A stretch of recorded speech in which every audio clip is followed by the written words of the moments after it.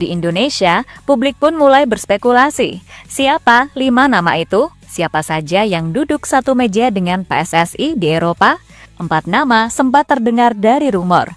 Antara lain adalah Timur Kapadze, pelatih asal Uzbekistan, Jesus Casas asal Spanyol, Heimir Hallgrimsson dari Islandia, dan Giovanni van Bronckhorst dari Belanda. Namun dari kabar terbaru, Kapadze disebut tidak dibawa ke tahap wawancara mendalam karena ia tidak berasal dari Eropa. Prioritas PSSI sekarang condong ke juru taktik dari benua biru, maka muncullah gelombang rumor baru. Dari isu yang berkembang, 5 kandidat itu berasal dari negara-negara seperti Islandia, Spanyol, Belanda, dan Inggris. Masing-masing membawa reputasi, filosofi, dan pengalaman berbeda. Namun satu nama yang sudah dikonfirmasi media Inggris masuk daftar adalah Giovanni van Bronckhorst. Media-media Inggris mengabarkan bahwa Giovanni sudah menjalani wawancara dengan delegasi PSSI. Hasilnya memang belum diketahui, tetapi kehadirannya saja sudah cukup membuat publik Indonesia ramai. Belum selesai sampai di situ, muncul kejutan lanjutan. Media Inggris, termasuk Sky Sports, menyebutkan bahwa John Hartman, mantan pelatih timnas Kanada, juga masuk bursa pelatih timnas Indonesia. Namanya bahkan muncul sebagai kandidat kuat, mengingat Hartman memiliki CV mentereng, pengalaman di Piala Dunia, serta rekam jejak membangun kultur bermain jangka panjang. John Hartman adalah mantan pelatih kepala timnas Kanada, yang dikenal memiliki rekam jejak unik. Ia menjadi satu-satunya pelatih yang pernah membawa tim wanita dan pria dari negara yang sama lolos ke Piala Dunia. Hartman lahir pada 19 Juli 1975 di Inggris dan memulai karirnya sebagai pelatih pengembangan di Akademi Sunderland sebelum terjun ke level tim nasional.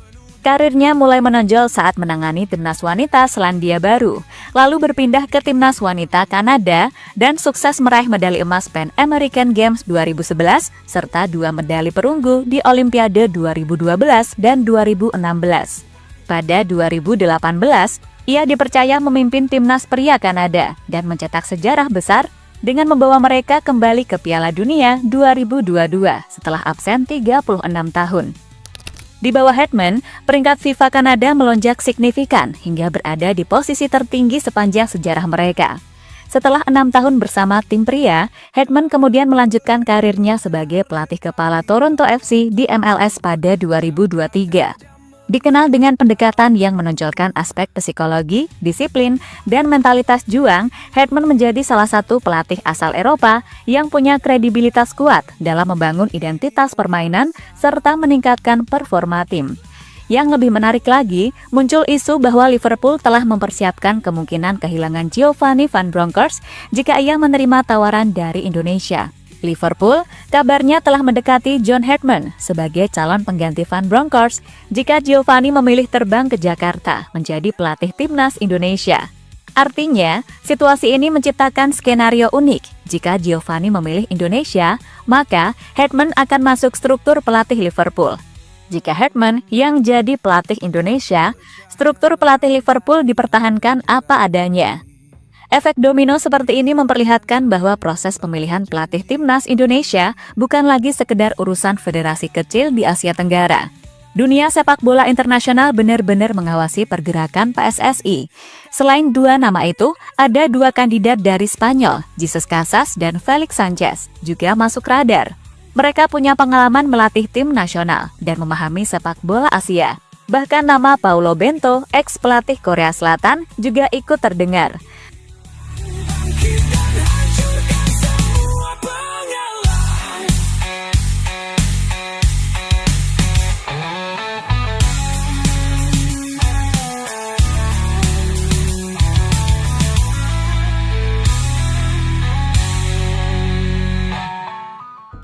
Namun yang paling menarik adalah alasan mengapa PSSI memilih menyembunyikan nama para calon pelatih. Rahasia ini akhirnya terkuak setelah mantan pejabat PSSI, Hanif Tamrin, bercerita tentang pengalamannya pada tahun 2017 ketika mencari pelatih timnas Indonesia, yang waktu itu jatuh kepada Luis Milla. Hanif mengisahkan bagaimana pada masa menjabat sebagai Direktur Hubungan Internasional dan Media PSSI, ia sempat ditugaskan mendekati beberapa nama besar, termasuk Brendan Rodgers dan Luis Milla. Ketika itu, animo publik Indonesia sangat tinggi. Berita mengenai calon pelatih langsung meledak. Semua mata tertuju pada siapa yang akan menakodai skuad Garuda. Namun justru disinilah masalah muncul. Begitu para kandidat mengetahui tingginya antusiasme publik Indonesia, mereka mulai menaikkan permintaan. Persyaratan yang tadinya simpel berubah menjadi paket tuntutan yang panjang. Ada yang meminta gaji lebih mahal, fasilitas tambahan, mobil operasional, apartemen mewah, hingga jumlah staf yang lebih banyak. Hanif menjelaskan bahwa saat itu banyak calon pelatih yang datang ke Indonesia dan merasakan betapa hebohnya sambutan publik. Hal itu membuat mereka langsung menaikkan harga. Situasi ini sangat menyulitkan negosiasi. Menurut Hanif, inilah alasan logis mengapa PSSI sekarang memilih strategi diam.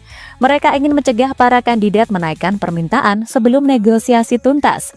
Mereka ingin proses berjalan rasional, tidak terpengaruh oleh euforia publik. Hanif bahkan menyebutkan bahwa kerahasiaan ini juga demi kenyamanan para pelatih. Jika nama mereka langsung tersebar di media, akun media sosial mereka akan dibanjiri DM dari fans Indonesia. Banyak yang mengirimkan pesan, banyak yang menekan, sampai membuat mereka kurang nyaman. PSSI ingin menghindari hal itu. Jadi ini ada 5 nih. Ada 5 nih, walaupun gue nggak tahu nih bener ada 5 atau enggak, tapi 5 aja dulu gitu. Ya mungkin ada beberapa nama yang sudah dikantongi, tapi nggak mau di-spill. Nggak mau di-spill. Mungkin ada alasannya kayak yang terjadi adalah the moment calon pelatih itu mengetahui animo kita besar, terms and conditions-nya tuh langsung berubah, Bang. Dia minta harga lebih tinggi, dia minta disediakan A, B, C, D, E.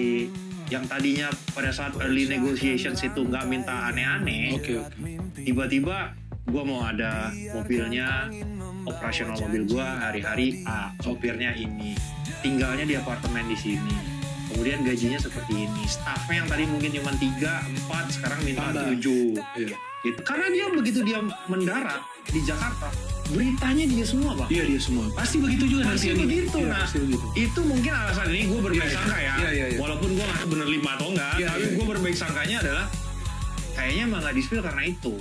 Meski begitu, Hanif mengingatkan satu hal penting. Ia menilai urgensi pengumuman pelatih semakin tinggi. Indonesia sudah sekali melewatkan jadwal FIFA Matchday. Jika pengumuman terlalu lama, PSSI bisa kembali tertinggal. Belum lagi tantangan mencari lawan tanding di jendela FIFA yang terkenal sulit. Hanif mengakui bahwa mencari lawan tanding internasional tidak semudah yang dibayangkan publik. Banyak negara sudah punya jadwal tersendiri. Banyak federasi yang menolak tawaran jika waktunya terlalu mepet. Itu sebabnya, kejelasan pelatih dibutuhkan secepat mungkin agar jadwal bisa disusun dengan rapi. Pada intinya, kini publik pun tinggal menunggu. 5 kandidat sudah diwawancarai. Delegasi PSSI sudah pulang membawa laporan lengkap. Tinggal menunggu keputusan akhir.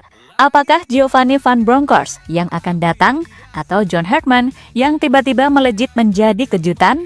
Atau justru salah satu nama yang selama ini bergerak diam-diam di balik layar?